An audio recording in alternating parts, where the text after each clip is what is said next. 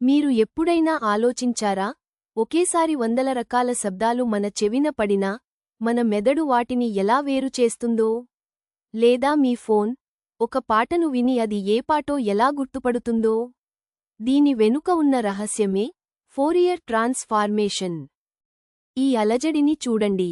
ఇది చాలా క్లిష్టంగా, అర్థం కానట్టుగా ఉంది కదా? కాని ఈ గందరగోళం వెనుక కొన్ని స్వచ్ఛమైన, సరళమైన తరంగాలు దాగి ఉన్నాయి. వాటిని విడదీసి చూడటమే ఈ గణిత ప్రక్రియ యొక్క ముఖ్య ఉద్దేశ్యం. ఒక ప్రిజం తెల్లని కాంతిని ఎలాగైతే 7 రంగులుగా విడదీస్తుందో, ఫోరియర్ ట్రాన్స్ఫార్మేషన్ కూడా ఒక క్లిష్టమైన సిగ్నల్ను దానిలోని విడి భాగాలైన ఫ్రీక్వెన్సీలుగా విడదీస్తుంది. ఇది ఒక వంటకంలోని పదార్థాలను విడివిడిగా గుర్తించడం లాంటిది. ఈ సరళమైన తరంగాలను సైన్ వేవ్స్ అంటాము. ప్రతి తరంగానికి ఒక వేగం, అంటే పౌనఃపున్యం ఉంటుంది.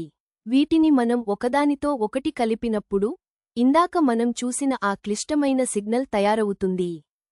మరి ఈ సిగ్నల్ నుండి ఆ విడి భాగాలను ఎలా తీయాలి? ఊహించుకోండి, మనం ఆ సిగ్నల్ను ఒక చక్రం చుట్టూ చుడుతున్నామని. మనం ఆ చక్రాన్ని ఒక నిర్దిష్ట వేగంతో తిప్పినప్పుడు ఒక అద్భుతం జరుగుతుంది.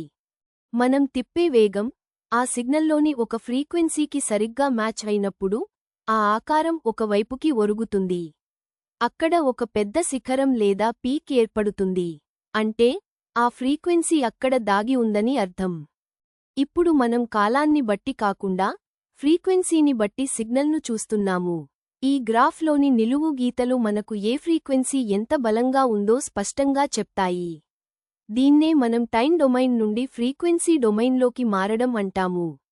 ఇది కేవలం లెక్కలు మాత్రమే కాదు. మీ హెడ్ఫోన్స్ బయట శబ్దాన్ని ఆపివేయాలన్నా, డాక్టర్లు ఎంఆర్ఐ స్కాన్ తీయాలన్నా, లేదా ఇంటర్నెట్లో ఫోటోలు వేగంగా పంపాలన్నా ఈ ఫోరియర్ ట్రాన్స్ఫార్మేషన్ లేనిదే సాధ్యం కాదు. ప్రపంచంలోని అతి క్లిష్టమైన విషయాలు కూడా లోతుగా చూస్తే కొన్ని సరళమైన భాగాల కలయికే అని ఈ గణితం మనకు నేర్పుతుంది. ప్రకృతిలోని ఈ అందమైన రిథంను అర్థం చేసుకోవడానికి ఫోరియర్ మనకు ఇచ్చిన ఒక గొప్ప వరం.